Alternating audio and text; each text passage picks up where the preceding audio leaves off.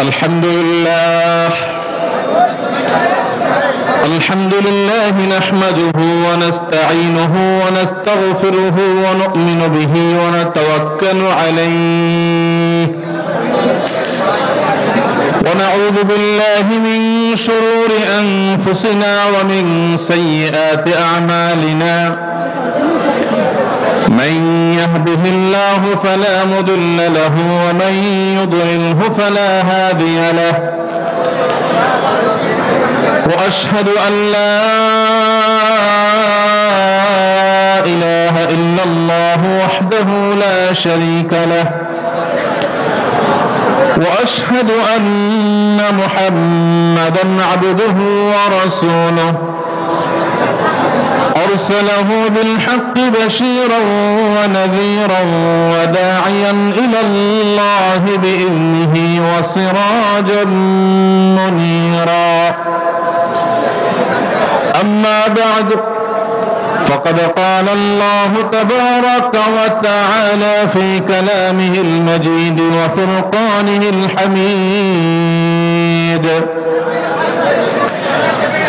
أعوذ بالله من الشيطان الرجيم واعتصموا بحبل الله جميعا ولا تفرقوا وقال النبي صلى الله عليه وسلم لا تحاسدوا ولا تباغضوا ولا تناجشوا وكونوا عباد الله إخوانا أو كما قال عليه الصلاة والسلام doctor Khandakar Abdullah Jahangir রাহিমাহুল্লাহ কর্তৃক প্রতিষ্ঠিত আস-সুন্নাহ ট্রাস্টের বার্ষিক মাহফিলের সম্মানিত সভাপতি ডক্টর খন্দকার আব্দুল্লাহ জাহাঙ্গীর রাহিমাহুল্লাহর একমাত্র পুত্র আস-সুন্নাহ ট্রাস্টের সম্মানিত চেয়ারম্যান শেখ উসামা খন্দকার হাফিজাহুল্লাহ, উপস্থিত সম্মানিত উলামায়ে কেরাম, আস-সুন্নাহ ট্রাস্টের সম্মানিত ট্রাস্টি বোর্ডের সদস্যবৃন্দ, দূর দূরান্ত থেকে আগত আমার প্রাণ প্রিয় কোরআন এবং হাদিস প্রেমী ভাইয়েরা, পর্দার আড়াল থেকে যে সমস্ত আমার মা এবং বোনরা শুনছেন, আল্লাহ রাব্বুল আলামিন আমাদের সবার এখানে আসা বসা, আমাদের কথা বলা এবং শোনা সবকিছুকে আমাদের দুনিয়া এবং আখিরাতের জন্য কল্যাণকর করে দিন, বলুন আমিন। ভাইরা আমার, আমি প্রথমেই আপনাদের কাছে ক্ষমা চেয়ে নিচ্ছি যে আমার আসতে অনেক দেরি হয়েছে এবং সেই ঢাকা থেকে এ পর্যন্ত এত অল্প সময় আসতে পারাটাও আল্লাহ তাআলার ইহসান। অবশ্য হঠাৎ করেই রাষ্ট্রের গুরুত্বপূর্ণ একটি কাজে কিছু সময় ব্যয় করবার সুযোগ এসেছে, ডাক এসেছে, সেই ডাকে সাড়া দিয়ে সেখানে অংশগ্রহণ করতে গিয়ে আমাদের একটু দেরি হয়েছে। আর সেই দেরি হওয়ার জন্য আপনাদের একটু কষ্ট হয়েছে। আমি সেজন্য কথা একেবারে সংক্ষেপ করে বলবো ইনশাআল্লাহ, যাতে আপনাদের কষ্ট না হয়। আমি যেটা বলতে চাই সেটা খুব সংক্ষেপ করে বলার চেষ্টা করব। আমাদের ফজরের সালাত আদায় করতে হবে ইনশাআল্লাহ, কিন্তু তার আগে আমাদের এই পাশে একটু আওয়াজ বন্ধ করতে হবে। এখন আওয়াজ চলছে ভাই, এই পাশে তো আওয়াজটা বন্ধ করা যায়? একটু আওয়াজটা বন্ধ করলে ভালো হয়। একটু আওয়াজটা বন্ধ করি মেহেরবানি করে, জায়গা একটু সংকীর্ণ হয়ে গেছে আমাদের। আওয়াজ বন্ধ করেন ভাই, মনোযোগ দিয়ে শুনেন, না দেখা গেলেও মনোযোগ দিয়ে শুনেন, আওয়াজ করেন না, আওয়াজ করেন না। আওয়াজ করলে অসুবিধা হবে ভাই, কথা বলার জন্য সমস্যা আওয়াজ করলে। একটু বসেন বাবাজি, বসেন। মুরাব্বিরা কেউ যদি ওদিকে দেখতে অসুবিধা হয় ওনাদেরকে এদিকে নিয়ে আসেন, একটু হেল্প করেন প্রয়োজনে। জি ভাই, এদিকে এখনো আওয়াজ হচ্ছে কেন? ভলান্টিয়াররা এত আওয়াজ করতেছেন কেন? আওয়াজ ছাড়া কথা কাজ করেন। আপনারা নিজেরা তো আওয়াজ করলে কিভাবে কথা বলবো? ওদিকে মুরব্বীদের কারো বিশেষ অসুবিধা হলে তাদেরকে এদিকে তুলে নিয়ে আসেন, কিছু জিনিস সাইলেন্টলি করে ফেলতে হয় নীরবে। জি ভাই, মাশাআল্লাহ, এই তো এখন সাইলেন্ট হয়ে গেছে, এটা ধরে রাখি মাশাআল্লাহ। ক্যামেরাম্যানরা ক্যামেরা রোল করে বসে যাও, একজনও দাঁড়াবে না, খবরদার, একজনও দাঁড়াবে না। জি আলহামদুলিল্লাহ।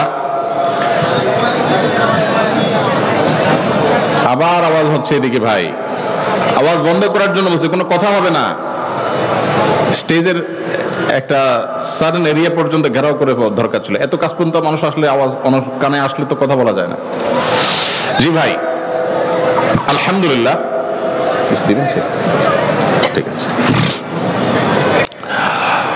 সম্মানিত ভাইয়েরা, আপনারা যারা ঝিনাইদহের মানুষ, আল্লাহ রাব্বুল আলামিন আপনাদেরকে সৌভাগ্যবান করেছেন এই জন্য যে ঝিনাইদহের মাটিতে বাংলাদেশের ক্ষণজন্মা দাঈ ইলাল্লাহ ডক্টর খন্দকার আব্দুল্লাহ জাহাঙ্গীর রাহিমাহুল্লাহর জন্ম হয়েছে। সারের জেলা হিসাবে, সারের প্রতিষ্ঠিত আস-সুন্নাহ ট্রাস্টের এই জেলা হিসেবে, এই জেলার মানুষ হিসেবে আপনাদের গর্বিত হওয়ার কথা। আমরা দেশে বিদেশে যেখানে যাই, ঝিনাইদহের মানুষ দেখা করতে আসলে পরিচয় দিতে গিয়ে বলেন, আমি ডক্টর খন্দকার আব্দুল্লাহ জাহাঙ্গীর রাহিমাহুল্লাহর জেলার মানুষ।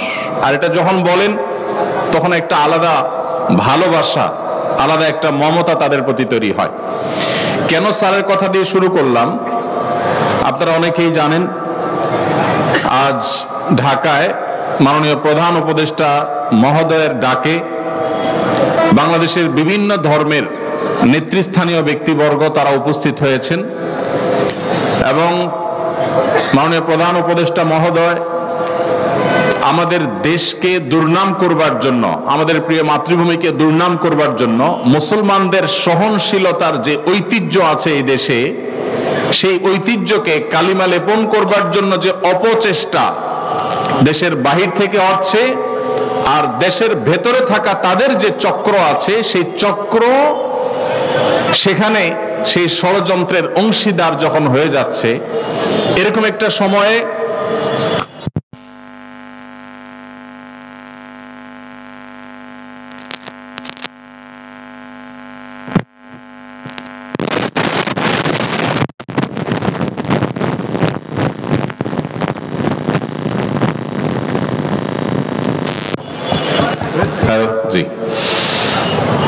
এমন একটা কঠিন সময়ে মাননীয় প্রধান উপদেষ্টা ওলামা একরামকে ডেকেছেন। এদিকে আমার আজকে আস-সুন্নাহ ট্রাস্টে আসার কথা বিকাল 3টায়। যখন রাষ্ট্রের এই গুরুত্বপূর্ণ কাজ, যেখানে আমরা ঐক্যবদ্ধ আছি কিনা এই বার্তাটা দেয়া গুরুত্বপূর্ণ।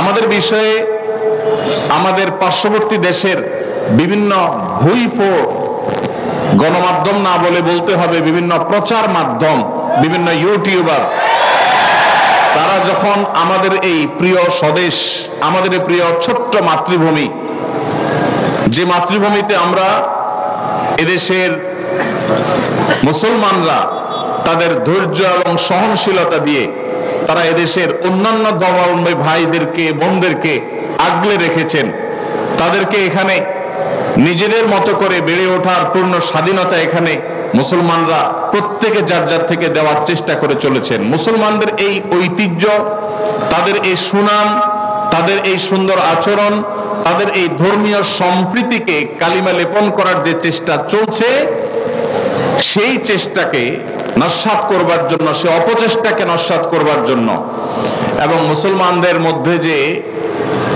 উদারতা রয়েছে অন্যান্য ধর্মাবলম্বীদের ব্যাপারে, সে বিষয়ে বার্তা দেবার জন্য অন্য ধর্মাবলম্বী যারা এই দেশে আছেন, তারা যে আসলে ভালো আছেন, তাদের ব্যাপারে যে প্রপাগান্ডা চালানো হয় সেগুলো যে মিথ্যা এবং গুজব, সে বিষয়ে তাদের মতামত গ্রহণ করবার জন্য আজ আমরা একত্র হয়েছি। আজ আমাদের এই প্রিয় স্বদেশকে দুর্নাম করবার জন্য যারা যেভাবে চক্রান্তে লিপ্ত, এই দেশের মানুষের খেয়ে, এদেশের মানুষের পড়ে, এদেশের মানুষের টাকায় চলে কিছু মিডিয়াও তাদের দোসরের ভূমিকায় অবতীর্ণ হয়েছে। এই দুষ্ট চক্র যারা আমাদের এই ঐক্যবদ্ধ বাংলাদেশকে বিভক্ত করতে চায়, দুর্নাম করতে চায়, তাদের সে অপচেষ্টাকে নস্যাৎ করবার জন্য আমরা এদেশের মানুষ বিভিন্ন বিষয়ে আপনার সাথে আমার মতামত পার্থক্য থাকতে পারে, ভিন্ন মত থাকতে পারে, কিন্তু আমাদের দেশের স্বাধীনতা, সার্বভৌমত্ব, আমাদের দেশের জাতীয় স্বার্থ রক্ষার ক্ষেত্রে আমরা সবাই ঐক্যবদ্ধ। এই বার্তাটি দেওয়ার জন্য আজ তিনি আমাদের ডেকেছিলেন, সেখানে আমরা একত্র হয়েছি এবং সেই কারণেই আমার আসলে এখানে আসতে একটু দেরি হয়েছে। তো ডক্টর খন্দকার আব্দুল্লাহ জাহাঙ্গীর রাহিমাহুল্লাহর কথা মনে পড়েছে আমার, এই যখনই ঐক্যবদ্ধ জাতি গঠন করার প্রশ্ন এসেছে তখনই মনে পড়েছে স্যারকে, এই জন্য যে আজ থেকে 15 বছর 20 বছর আগে এই দেশে ঐক্যের যে ডাক, আলেম সমাজের মধ্যে সবচেয়ে কার্যকর ঐক্যের ডাক যিনি দিয়েছিলেন, সেই মানুষটির নাম হলো ডক্টর খন্দকার আব্দুল্লাহ জাহাঙ্গীর রাহিমাহুল্লাহ। স্যার যখন ঐক্যের কথা বলেছেন, তিনি যখন ইত্তেহাদ মাআল ইখতিলাফ, তার সেই প্রসিদ্ধ উক্তি ইত্তেহাদ মাআল ইখতিলাফ, বৈচিত্র্যময় ঐক্য, আপনার সাথে আমার 10টা বিষয়ে মতপার্থক্য আছে কিন্তু 100টা বিষয়ে আমরা একমত আছি, যে বিষয়ে একমত আছি ওই বিষয়ে আমরা একযোগে কাজ করি, ভিন্ন মত রেখেও আমরা একসাথে চলতে পারি, এই চিন্তা, এই দর্শন ডক্টর আব্দুল জাহাঙ্গীর রাহিমাহুল্লাহ মাহফিলে, সেমিনারে, ইউনিভার্সিটিতে, ক্লাসে, বই পুস্তকে, তার লিফলেটে তিনি দিয়ে গেছেন। আজ তার বিদায়ের এত বছর পরও জাতি যখন ঐক্যবদ্ধ হওয়ার প্রয়োজন দেখা দিয়েছে, আমাদের জাতীয় স্বার্থে ভিন্ন ভিন্ন মতের মানুষ হয়েও আমরা যখন ঐক্যবদ্ধ হওয়ার প্রশ্ন এসেছে, তখন ডক্টর খন্দকার আব্দুল্লাহ জাহাঙ্গীর রাহিমাহুল্লাহর নাম সবার আগে মনে পড়েছে। কারণ এই সেই মানুষ যিনি আমাদের মধ্যকার মত বিরোধগুলোকে কমিয়ে সেগুলোকে সম্মানজনক ভাবে, সুন্দরতম উপায়ে মত ভিন্নতার একটা প্রশংসনীয় জায়গায় আনার চেষ্টা করেছেন। আল্লাহরে বান্দা তার সারা জীবন চেষ্টা করেছেন এ বিষয়ে। আল্লাহ রাব্বুল আলামিন তার কবরকে নূরে নূরান্বিত করে দিন। আল্লাহ রাব্বুল আলামিন স্যারের সমস্ত ভুল ত্রুটি মাফ করে তাকে জান্নাতুল ফেরদাউসের মেহমান হিসেবে কবুল করে নিন। আল্লাহ তাআলা স্যারের এই একমাত্র পুত্র এবং স্যারের প্রতিষ্ঠিত আস-সুন্নাহ ট্রাস্টের চেয়ারম্যান মহোদয়কে আল্লাহ তাআলা স্যারের মতো যোগ্যতা সম্পন্ন মানুষ হিসেবে কবুল এবং মঞ্জুর করে দিন। ভাইরা আমার, আমাদের এই প্রিয় স্বদেশে ছোট্ট একটা জায়গা, নানান মতের মানুষ, নানান পথের মানুষ আমরা থাকি, এত চিন্তার মানুষ আছি। এই যে এই মাহফিলে আমরা এত মানুষ আছি, আমাদের মধ্যেও সবাই কি সব বিষয়ে একমত আছি? অনেক বিষয় আমাদের মধ্যে ভিন্নমত আছে না? কিন্তু ভিন্নমত থাকা সত্ত্বেও কিছু বিষয় এক, আমাদের আল্লাহ এক। কোন ভিন্নমত আছে? আমাদের রাসূল সাল্লাল্লাহু আলাইহি ওয়াসাল্লাম, আমাদের কোরআন, আমাদের হাদিস, আমাদের ঐক্যের যে জায়গাগুলো, সেগুলো যদি একটা একটা করে আমরা তালিকা করি, আমরা দেখব মত পার্থক্য যদি আমাদের একজনের সাথে অন্যজনের 10টা 20টা বা 50টা বিষয় হয়, মতৈক্য রয়েছে আমাদের তার চাইতে বহুগুণ বেশি। আপনার সাথে আমার যদি 2, 4, 5, 10টা বিষয়ে মত পার্থক্যের কারণে আপনি আমার থেকে দূরে যাওয়াটা গুরুত্বপূর্ণ মনে করেন, জরুরি মনে করেন, তাহলে শত শত বিষয়ে যে আমরা একমত আছি, সেই কারণে কেন আমরা একে অন্যের কাছে আসতে পারছি না? ভাইরা আমার, আজ গোটা পৃথিবীতে আমরা মুসলমানরা যতটা পিছিয়ে আছি, যতটা দুর্বল আছি, বিভিন্ন জায়গায় জায়গায় আজ আমাদের মুসলমানদের উপরে যে নির্যাতন এবং জুলুম চলছে, আমাদের বিরুদ্ধে যে মিথ্যা প্রপাগান্ডা চলছে, সারা পৃথিবীর যেদিকে তাকাবেন সবচেয়ে বেশি মায়ের আমরাই খাচ্ছি, আবার দুর্নামের ভাগীদারও আমাদেরকেই হতে হচ্ছে। এর অন্যতম বড় কারণ হলো আমাদের অনৈক্য, আমাদের বিভেদ, আমাদের মতো বিরোধ, আমাদের একে অন্যের বিরোধিতা করা। আজ এই প্রেক্ষাপটে অন্তত আমাদেরকে ঐক্যবদ্ধ হতে হবে, ঐক্যের গুরুত্ব আমাদেরকে অনুধাবন করতে হবে।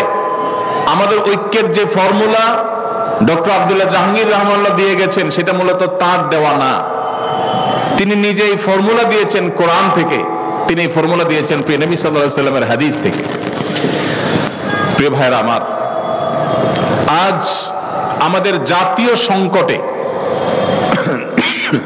যখন আমাদের দেশকে, এদেশের মানুষকে বিশ্ব দরবারে আমাদেরকে অসহিষ্ণু হিসাবে, আমাদের মধ্যে সম্প্রীতির অভাব আছে এই হিসেবে যখন চিত্রায়িত করার অপচেষ্টা করা হচ্ছে, আমরা যারা মুসলমান আছি, সংখ্যায় যারা আমরা এদেশের নাগরিকদের মধ্যে বেশিরভাগ আমরা মুসলমান আছি, আমাদের দায়িত্ব হয়ে গেছে বিশ্বকে দেখিয়ে দেওয়া যে আমরা ভিন্ন মতের মানুষদের প্রতি আমাদের সহিষ্ণুতা, আমাদের ধৈর্যশীলতার যে দৃষ্টান্ত স্থাপন করতে পারি। সভ্য পৃথিবীর বহু দেশ আছে যারা রীতিমতো আমাদেরকে সবক দেয়, সংখ্যালঘুদের অধিকারের কথা স্মরণ করায় দেয়।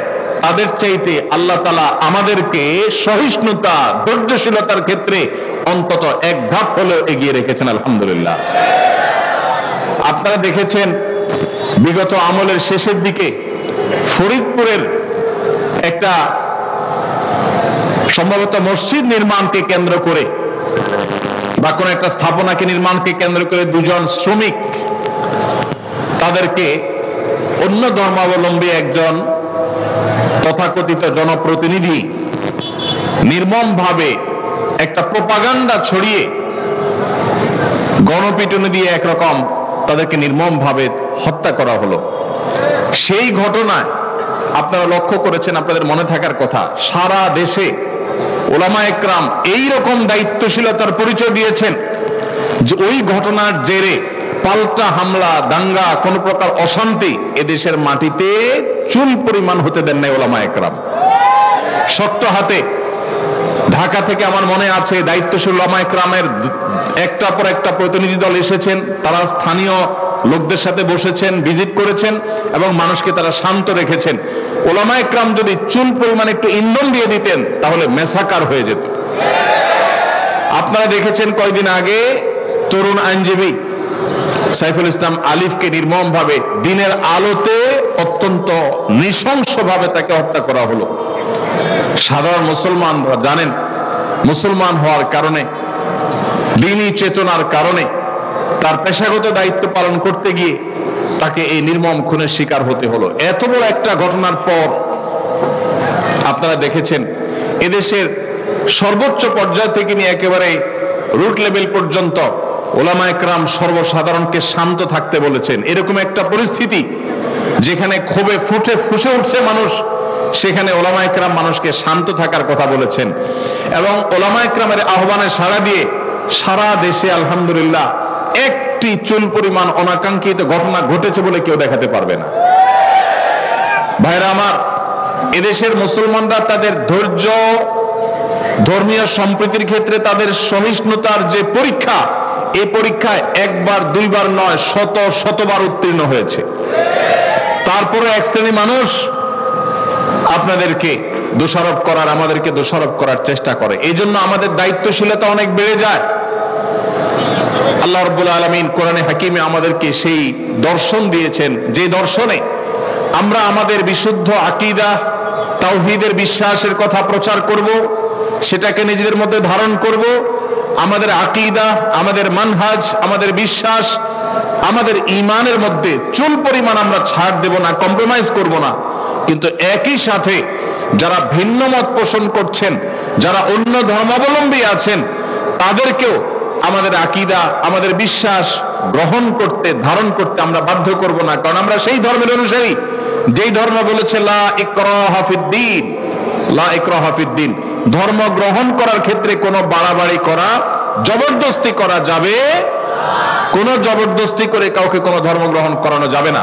আমরা সেই নবীর উম্মত, যেই নবী মক্কা বিজয়ের পর মক্কার মুশরিক সহ সর্বস্তরের মানুষকে বলেছেন, ইযহাবু আনতুমুত তুলাকা লা তাসরিবা আলাইকুমুল ইয়াওম, যাও আজ তোমরা সবাই মুক্ত, কোনো প্রতিশোধ গ্রহণ করা হবে না। আমরা সেই নবীর উম্মত, যে নবী আমাদেরকে সহনশীলতা শিক্ষা দিয়েছেন।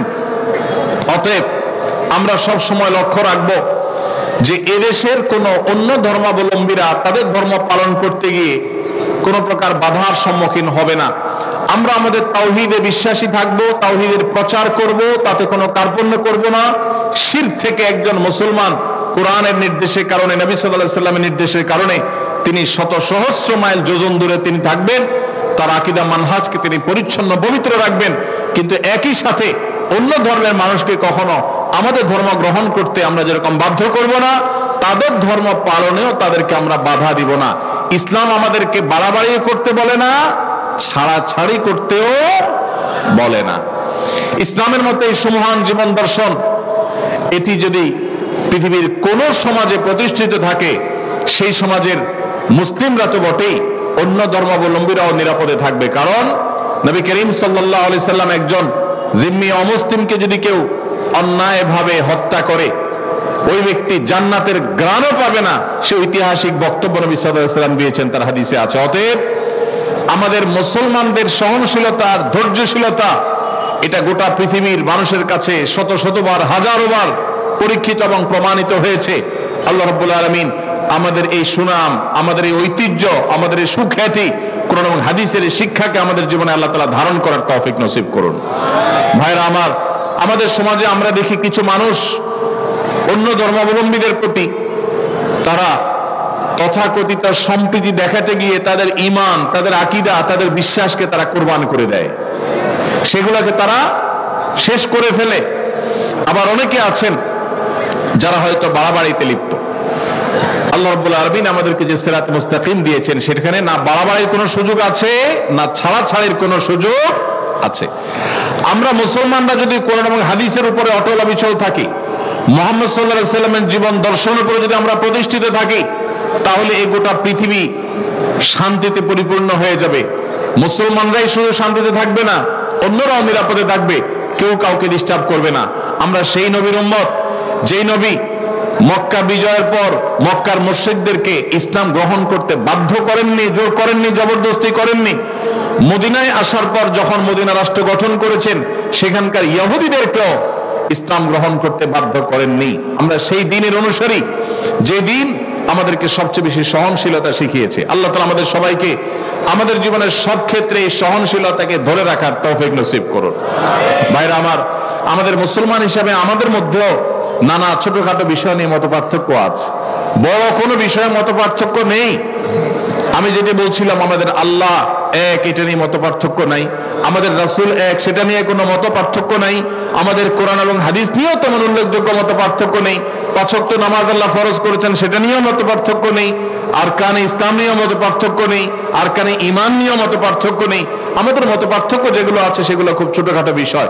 এগুলো নিয়ে এলাকায় এলাকায়, মসজিদে মসজিদে, বিভিন্ন জায়গায় আমরা যেন আমাদের সৌহার্দ্যের, সম্প্রীতির সর্বোচ্চ নজির স্থাপন করি, এই কাজটাই জীবন জুড়ে করে গেছেন ডক্টর খন্দকার আব্দুল্লাহ জাহাঙ্গীর রাহিমাহুল্লাহ। স্যার যখন এই কাজ করেছেন, তখন এই কাজটার যথার্থতা, এটার যৌক্তিকতা বা এটার প্রয়োজনীয়তা, এটার অপরিহার্যতা আমরা এতটা উপলব্ধি করি নাই। দিন যত গত হচ্ছে, আল্লাহর বান্দাকে আমরা হারিয়ে ফেলেছি, সেই দিনগুলো যত অতিবাহিত হচ্ছে, তত বেশি আমাদের কাছে মনে হচ্ছে যে তিনি, আল্লাহ রাব্বুল আলামিন, তাকে এমন এক মানুষ করে তৈরি করেছেন। আমাদের মাওলানা মামুনুল হক সাহেব হাফিজাহুল্লাহ একটা কথা ডক্টর আব্দুল্লাহ জাহাঙ্গীর রাহিমাহুল্লাহ সম্পর্কে বলেন। এই আসুনা ট্রাস্টের স্যারের ওয়াফাতের পর এখানকার স্টুডিওতে বসে বলে গেছিলেন যে ডক্টর আব্দুল্লাহ জাহাঙ্গীর রাহিমাহুল্লাহ ছিলেন এমন একজন মানুষ, যিনি সময়ের চাইতে এগিয়ে থাকা মানুষ ছিলেন। সময়ের চাইতে এগিয়ে থাকা মানুষ ছিলেন। আল্লাহ তাআলা তাকে সেই দূরদৃষ্টি দান করেছিলেন। আল্লাহ রাব্বুল আলামিন স্যারের সেই মিশনকে, স্যারের সেই স্বপ্নকে, স্যারের প্রতিষ্ঠিত এই আসুন্নাহ ট্রাস্ট, জিনাইদহ আসুন্নাহ ট্রাস্ট, এটার মাধ্যমে আল্লাহ তাআলা কবুল এবং মঞ্জুর করুন, পরিপূর্ণ করার তৌফিক নসিব করুন। ভাইরা আমার, আমরা আজকের মাহফিল থেকে আমাদের ব্যক্তিগত জীবনে, আমাদের দ্বীনি জীবনে, এমনকি আমাদের সামাজিক জীবনে অন্য ধর্মাবলম্বীদের মানুষদের সাথেও আমরা সবর, সহনশীলতা এবং ধৈর্যের পরিচয় দেব, চেষ্টা করবো তো ইনশাআল্লাহ। ভাইরা আমার, আমরা যখন আমাদের নিজেদের মধ্যে মসজিদের অভ্যন্তরে ভিন্ন মতের কোনো মানুষ দেখব, ডক্টর খন্দকার আব্দুল্লাহ জাহাঙ্গীর রাহিমাহুল্লাহ সেই ঐতিহাসিক বক্তব্য আপনাদের নিশ্চয়ই অনেকেরই শোনা আছে। স্যার বলেছিলেন যে আপনার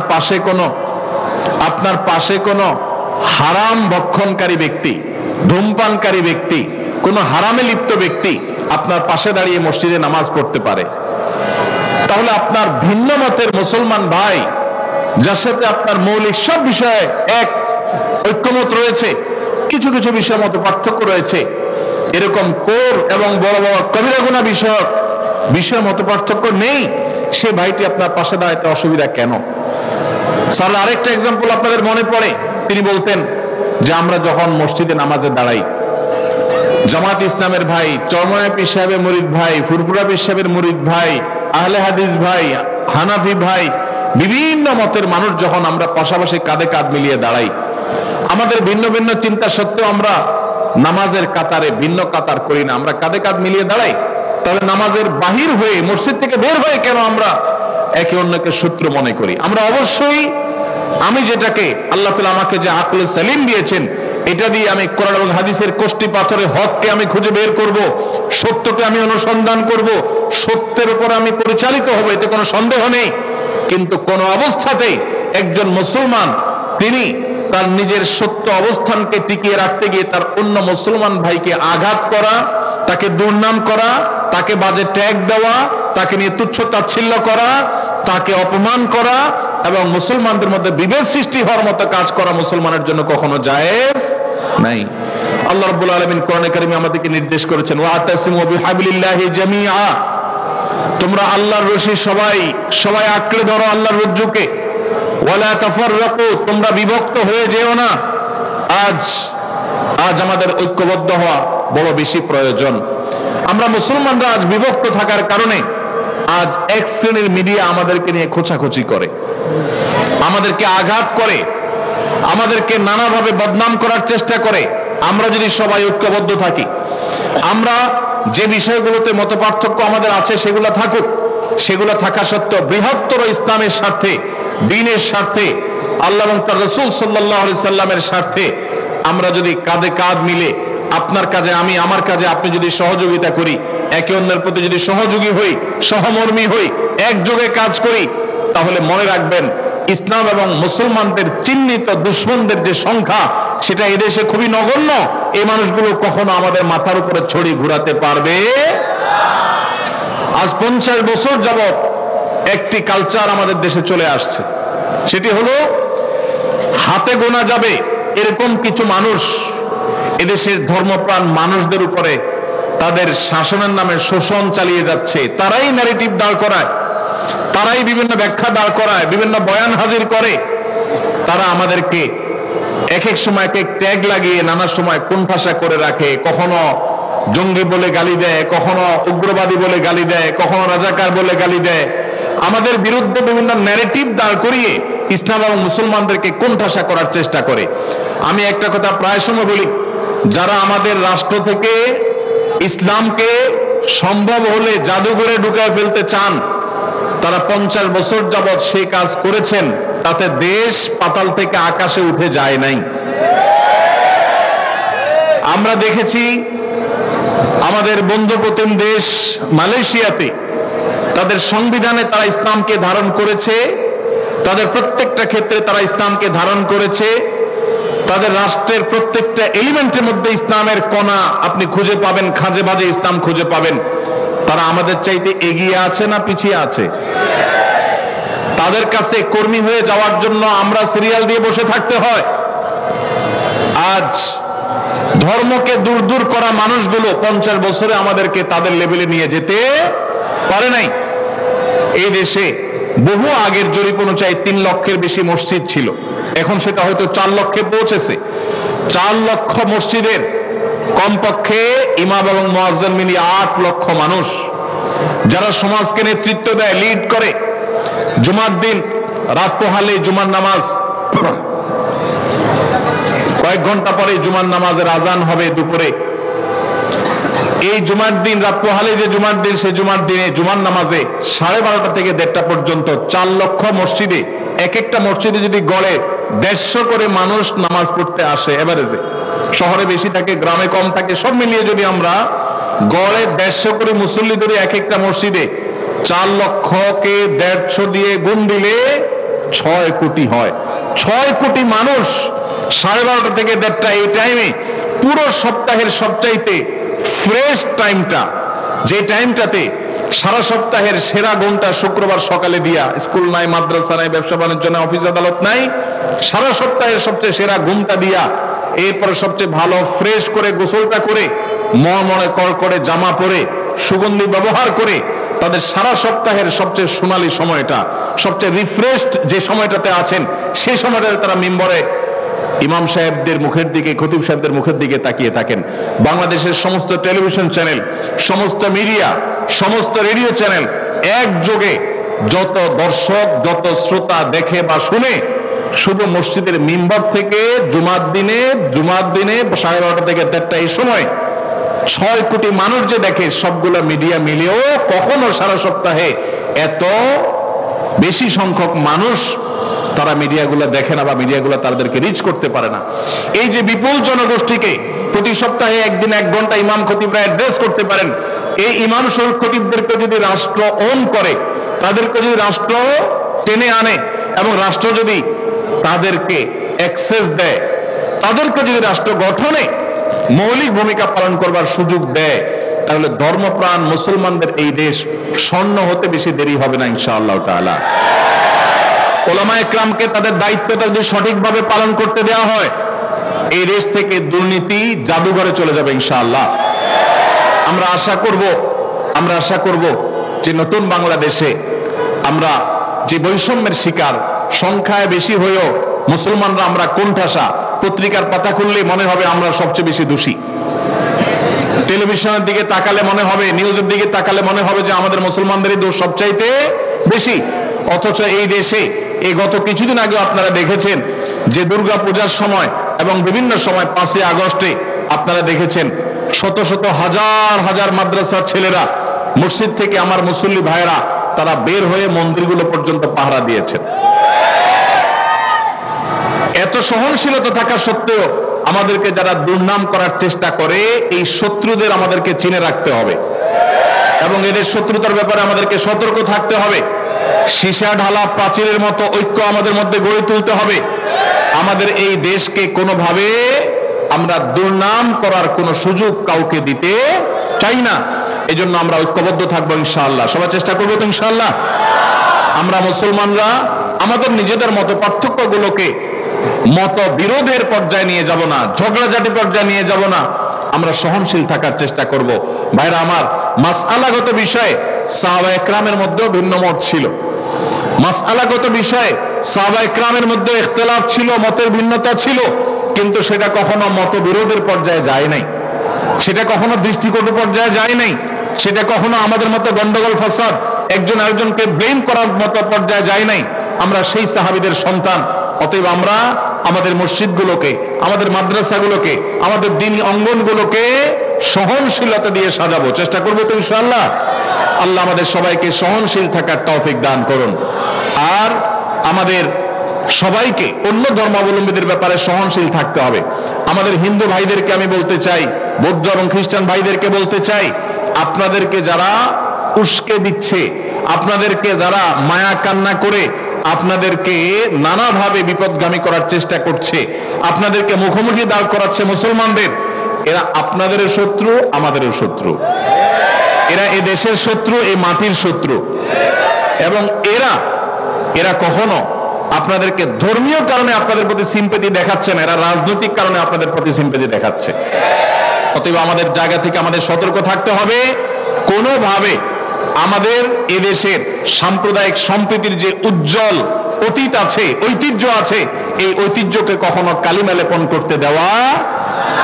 এদেশের হিন্দু, খ্রিস্টান, বৌদ্ধ তারা তাদের ধর্মীয় কাজ পালন করবে, সেখানে কেউ, কোন নামধারী মুসলমানও কেউ সেখানে বাধা দিতে যাবে না, যদিও মুসলমানরা যায় না। আল্লাহ তাআলা আমাদের সবাইকে, আমাদের প্রত্যেকের যার যার জায়গা থেকে দায়িত্বশীলতার পরিচয় দেওয়ার তৌফিক দান করুন। আজ জাতীয় ঐক্যের যে ডাক দেয়া হচ্ছে, এই ডাক শুনে বারবার কেন ডক্টর খন্দকার আব্দুল্লাহ জাহাঙ্গীর রাহিমাহুল্লাহর কথা মনে পড়ে, কারণ স্যার রাহিমাহুল্লাহ সেই মানুষ ছিলেন যেই মানুষ এদেশের মুসলমানদের মধ্যে যে ছোটখাটো বিভক্তি বা অনৈক্য আছে সেগুলো দূর করার জন্য রাত দিন সারাক্ষণ তিনি পরিশ্রম করে গেছেন। তিনি এদেশের প্রমিনেন্ট উলামায়ে কেরামদেরকে বিভিন্ন সময় একত্র করেছেন এবং তাদের মধ্যকার দূরত্ব কিভাবে কমানো যায় তার জন্য তিনি সচেষ্ট ছিলেন এবং তিনি চেষ্টা করেছেন। আল্লাহ রাব্বুল আলামিন স্যারের এই কবরকে নূরে নূরান্বিত করে দিন এবং স্যারের এই প্রতিষ্ঠানকে আল্লাহ রাব্বুল আলামিন ভরপুর কামিয়াব এবং কবুল করুন, আমিন। ভাইরা আমার, রাত অনেক হয়েছে, আমি খুব বেশি কথা বলবো না, আগেই বলেছি আপনাদের কিছু প্রশ্ন আছে এবং আমার কিছু আরজি আছে। আমি শুধুমাত্র আমার এই সংক্ষিপ্ত কয়েক মিনিটের বক্তব্যে যে আরজিটা আপনাদের কাছে রাখতে চাই সেটা হলো আমাদেরকে সবর এবং ধৈর্যের পরীক্ষা উত্তীর্ণ হইতে হবে। ধর্মীয় কারণেও যদি আপনি ধৈর্য হারা হয়ে যান, সওয়াবের পরিবর্তে গুনাহগার আপনি হবেন। আর যদি আপনি ধৈর্য ধারণ করতে পারেন, নিজেকে সংবরণ করতে পারেন, সহনশীল হতে পারেন, তো মনে রাখবেন আল্লাহ রাব্বুল আলামিন কোরআনে কারিমে বলেছেন, ইন্নামা ইউওয়াফাস সাবিরুনা আজরাহুম বিগাইরি হিসাব। যারা ধৈর্যশীল তাদের হিসেব ছাড়া আল্লাহ রাব্বুল আলামিন বিনিময় দিবেন। কি ছাড়া বিনিময় দিবেন? হিসেব ছাড়া বিনিময় দিবেন। আল্লাহ রাব্বুল আলামিন আমাদের সবাইকে ধৈর্যের সর্বোচ্চ পরাকাষ্ঠা প্রদর্শন করার তৌফিক দান করুন। সবাই চেষ্টা করবো তো ইনশাআল্লাহ। ভাইরা আমার, ডক্টর খন্দকার আব্দুল্লাহ জাহাঙ্গীর রাহমাহুল্লাহর এই যে প্রতিষ্ঠান আস-সুন্নাহ ট্রাস্ট ঝিনাইদহ, এই ঝিনাইদহে যে সমস্ত বিভাগগুলো এখনো পর্যন্ত পরিচালিত হয় অনেকে জানেন না।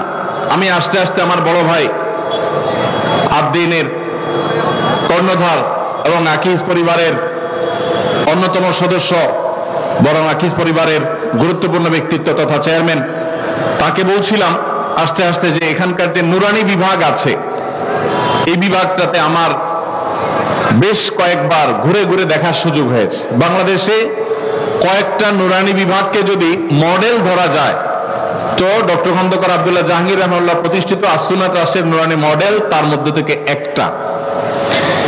এবং এইটা কিভাবে এত উন্নত করেছেন ভাইরা সেটা ওনারা ভালো জানেন, আল্লাহ তাআলা ভালো জানেন, কিন্তু আমি দেখি অভিভূত সোজা কথা। ঝিনাইদহের মানুষ যারা এখানে থাকেন, যাদের বাচ্চাদেরকে এখানে নুরানিতে পড়ানোর সুযোগ পেয়েছেন, তারা আমি মনে করি যে সৌভাগ্যবান। আমি অবশ্য ডে টু ডে কি হয় সেটা তো আর জানি না, আমি যখন এসেছি তখনকার কথা বলেছি। এখানে নুরানি বিভাগের শিক্ষার্থী প্লেতে 157 জন, শিশু শ্রেণীতে 191 জন, প্রথম শ্রেণীতে 177 জন, দ্বিতীয়তে 123 জন এবং তৃতীয়তে 59 জন, মোট 707 জন শুধুমাত্র নুরানি বিভাগের শিক্ষার্থী। একটা নুরানি বিভাগে 700-র বেশি শিক্ষার্থী হওয়া, এটাও আমার মনে হয় বাংলাদেশে খুব বেশি প্রতিষ্ঠানে নাই। এটা একটা অনন্য দৃষ্টান্ত এবং এখানকার নুরানি শিক্ষক এবং নুরানি যারা পরিচালনা করছেন তাদের যে ঐকান্তিক প্রচেষ্টা আছে তার একটা দৃষ্টান্ত এটি। 14 জন শিক্ষক শুধু নুরানি ডিপার্টমেন্টে, মাশাআল্লাহ। এর পাশাপাশি এখানে হিফজ বিভাগ আছে। হিফজ বিভাগে সর্বসাকুল্যে ছাত্র ছাত্রী হলো 191 জন এবং শিক্ষক শিক্ষিকা হলেন 11 জন। এখানে একটা উন্নত কিতাব বিভাগ আছে, আলেম তৈরির কারখানা আছে। ডক্টর খন্দকার আব্দুল্লাহ জাহাঙ্গীর রাহমাহুল্লাহকে আমি একবার বলেছিলাম ঢাকায়, বলেছিলাম স্যার আপনি ঝিনাইদহ পড়ে থাকেন কেন? ঢাকা থাকলে কত কাজ করা যায়, ঢাকায় মিডিয়া সেমিনার বড় বড় জাতীয় পর্যায়ে কাজগুলো করা যায়, আপনি মফস্বল জেলায় পড়ে আছেন কেন? আমরা মনে করি রাজধানী কেন্দ্রিক কাজ করতে পারলে অনেক ভালো হয়। তো স্যার আমাকে তখন বলেছিলেন, আমার মনে আছে, তিনি বলেছিলেন যে বাবা সবাই তো ঢাকায় আসে, ঢাকা থেকে তো অনেক কাজই করা যায়, আমি নেয়ার ফকিরের এই এলাকাতে কিছু আলেম তৈরি করতে চাই। এই মাদ্রাসার বীজ যখন তিনি বপন করে গেছেন, তার সেই মাদ্রাসা থেকে দাওরা হাদিস পড়ুয়া ছেলেদেরকে দেখার সুযোগ স্যার পান নাই, কিন্তু আজ সেখান থেকে আলহামদুলিল্লাহ দাওরা হাদিস পাশ করছে ছেলেরা।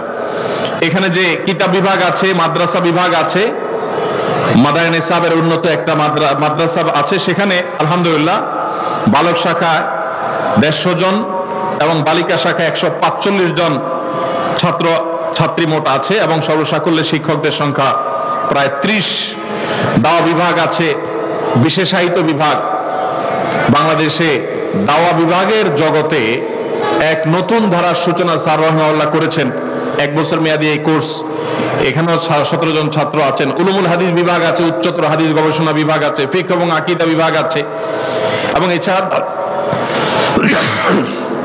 স্যার রাহমাহুল্লাহর যে সেবামূলক কার্যক্রম, দাতব্য চিকিৎসা কেন্দ্র, আইটি বিভাগ, আস-সুন্নাহ ট্রাস্টের কর্তৃক পরিচালিত ভোজঘাট মাদ্রাসা, সেখানে আলাদা একটা প্রতিষ্ঠান, সেখানে 100 জন শিক্ষার্থী আছে। এর বাইরে ত্রাণ কার্যক্রম, এখান থেকে বন্যার্তদের সহায়তা করা হচ্ছে। এবার কুমিল্লা, ফেনী বিভিন্ন জায়গাতে আমরা দেখেছি যে ট্রাস্টের চেয়ারম্যান মহোদয় তিনি গিয়েছেন এবং মসজিদের যে অবকাঠামোটা, এই মাহফিলের ঠিক পেছনে এখানে স্যারের যে প্রতিষ্ঠিত মসজিদ, সেই মসজিদটাকে নতুন করে নির্মাণ করতে হচ্ছে। ছোট মসজিদ অনেক আগে ছিল, পুরাতন হয়ে গেছে। সেই মসজিদকে নতুন করে নির্মাণ করতে গিয়ে বর্ধিত অংশ 5200 স্কয়ার ফিট মসজিদ। এই মসজিদের 6টা ফ্লোর দরকার, এর মধ্যে 4টা ফ্লোর হয়েছে, আরো 2টা ফ্লোর করা বাকি আছে। এই ফ্লোরগুলো এখনো করা যাচ্ছে না, এখানে প্রচুর পরিমাণ টাকার প্রয়োজন। আসুন্নাহ ট্রাস্টের এই যে একটা বড় কাজ, ডক্টর খন্দকার আব্দুল্লাহ জাহির রহমাহুল্লাহ প্রতিষ্ঠিত এই প্রতিষ্ঠান আসুন্নাহ ট্রাস্ট, স্যারের এই প্রতিষ্ঠানে এই মাদ্রাসা মসজিদ, বিশেষ করে এই মসজিদটার এই প্রকল্পটা সদকা জারিয়ার অনেক বড় একটা খাত। আমি আপনাদের সবাইকে উদাত্ত আহ্বান করতে চাই, আল্লাহ যাদেরকে তৌফিক দিয়েছেন, স্যারের প্রতিষ্ঠিত এই মসজিদের পশ্চিম পাশেই স্যারের কবর আছে। এই মসজিদে শত শত ছেলেরা, এখানকার মাদ্রাসার ছেলেরা, তারা এখানে নামাজ পড়েন, সালাত আদায় করেন, ইমাম ওস্তাদরা সেখানে নামাজ পড়েন। এখান থেকে ওলামা একরামদেরকে গড়ে তোলা হয়, এখান থেকে সুন্নাহর দাওয়াত হয়, মাসিক মাজলিসুস সুন্নাহ হয় ওসামা খন্দকারের নেতৃত্বে আর ওলামা একরামের নেতৃত্বে। এখানে প্রচুর পরিমাণ টাকার এখনো প্রয়োজন, টাকার অভাবে কাজ সেই গতিতে চলছে না। আমি উদাত্ত আহ্বান রাখতে চাই দেশের সেই সমস্ত বিত্তবান ভাইদেরকে, বোনদেরকে বা বিদেশে যারা থাকেন তাদেরকে, যে আপনারা স্যারের প্রতিষ্ঠিত এই প্রতিষ্ঠানের এই মসজিদ নির্মাণে আপনারা এগিয়ে আসেন এবং অন্যান্য ডিপার্টমেন্টগুলো আপনারা এসে দেখে যান। আল্লাহ রাব্বুল আলামিনের কাছে আবারও আমরা মন খুলে, প্রাণ খুলে দোয়া করি, আল্লাহ রাব্বুল আলামিন আসুন্নাহ ট্রাস্টের এই অসমাপ্ত কাজকে পরিপূর্ণভাবে সমাপ্ত করার তৌফিক নসিব করুন, বলুন আমিন। স্যারের এই প্রতিষ্ঠিত এই প্রতিষ্ঠান, এটা কিয়ামত পর্যন্ত উজ্জ্বল আলো হয়ে থাকুক। এদেশে সুন্নাহর দাওয়াত ঘরে ঘরে পৌঁছে দেয়, যেটা স্যারের মিশন ছিল। স্যার সুন্নাহ এবং উম্মাহকে একসাথে নিয়ে চলার কথা বলতেন। একাধিক সুন্নাহ যদি থাকে তাহলে কোন সুন্নাহ পালন করতে গিয়ে অন্য সুন্নাহকে ইগনোর করা বা কোণঠাসা করা, এটা বিরুদ্ধে স্যার বলতেন। আমরা স্যারের সেই আদর্শকে বাস্তবায়ন করার জন্য আপ্রাণ চেষ্টা করব। আল্লাহ রাব্বুল আলামিন আমাদের সবাইকে সেই তৌফিক নসিব করুন। ভাইরা আমার হাতে অনেক প্রশ্ন আছে, সময় অনেক হয়েছে, আমি সামান্য কয়েকটা প্রশ্নের উত্তর দিয়ে শেষ করব, কারণ এই সব প্রশ্নের উত্তর ফজর পর্যন্ত দিলেও শেষ হবে কিনা আমি জানি না, অসংখ্য প্রশ্ন। ছোট ছোট করে আমি কয়েকটা প্রশ্ন উত্তর দিই। প্রথম প্রশ্ন, এক ব্যক্তি ব্যবসা করত, সে ওজনে কম দিত, যাদের ওজনে কম দিত তারা অনেকে মারা গেছে, তিনিও ব্যবসা ছেড়ে দিয়েছেন। এখন তিনি তো বান্দার হক নষ্ট করছেন, এখন সে কিভাবে হক পূরণ করবে বা কিয়ামতের দিন কিভাবে ক্ষমা পাবে? আল্লাহ তো বলেছেন তিনি তার হক ক্ষমা করার এখতিয়ার রাখেন, কিন্তু বান্দার হক নষ্ট করলে আল্লাহ তাকে ক্ষমা করবেন না। এ থেকে কি মাপ পাওয়ার কোনো পথ আছে কিনা? কোন ব্যক্তি তার জীবদ্দশায় ব্যবসা চলাকালীন সময় কাস্টমারদের কম দিয়েছেন, কাকে ওজনে কম দিয়েছেন তার খুঁজে বের করা যাবে না। এরকম পরিস্থিতিতে যে কাজটি আমাদের করতে হবে, আনুমানিক কত লোককে আমি কত পরিমাণ জিনিসপত্র কম দিয়ে ঠকাইছি সেটা আনুমানিক একটা ফিগার বের করতে হবে। সব মিলে এই পরিমাণ চাল ডাল এই পরিমাণ হবে, এর বেশি হবে না। একটু বাড়ায় ধরতে হবে সতর্কতামূলক ভাবে, যে এই পরিমাণ হবে সবাই টাকা একত্র করলে। যেহেতু মালিক খুঁজে পাওয়া যাবে না, অতএব ওই টাকাটা সেই মালিকদের তরফ থেকে অন্য গরিব দুঃখীদেরকে দান করে দিবেন, এই নিয়তে যে আল্লাহ যাদের হক আমি মেরেছিলাম ওজনে কম দিয়া, এখান থেকে আনুপাতিক হারে তাদের হক অনুযায়ী সওয়াব আপনি দিয়ে দিবেন। কিয়ামতের দিন আল্লাহর কাছে দায় মুক্তির জন্য এই কাজ করতে হবে, সেই সাথে আল্লাহর কাছে ক্ষমাও চাইতে হবে। আল্লাহ তাআলা আমাদের সবাইকে বান্দার হকের ব্যাপারে সবচেয়ে বেশি সতর্ক থাকার তৌফিক নসিব করুন। জি, বাবা মায়ের অবাধ্য হয়ে বিয়ে করলে কতটুকু জায়েজ হবে? বাবা মায়ের অবাধ্য হয়ে বিয়ে করবেন কেন? বাবা মারা যারা এখানে আছেন, আপনাদেরকে বলতেছি, চাচারা যারা আছেন, পর্দার আড়াল থেকে চাচিরা যারা শুনছেন, ছেলে মেয়ে বিয়ের উপযুক্ত হওয়ার পর তথাকথিত পায়ে দান ও অজুহাত করে নাম করে ছেলে মেয়েকে বিয়ে দিতে দেরি করবেন না। পোলাপানের আওয়াজ শুনে হলেও কিছুটা বোঝার চেষ্টা করেন।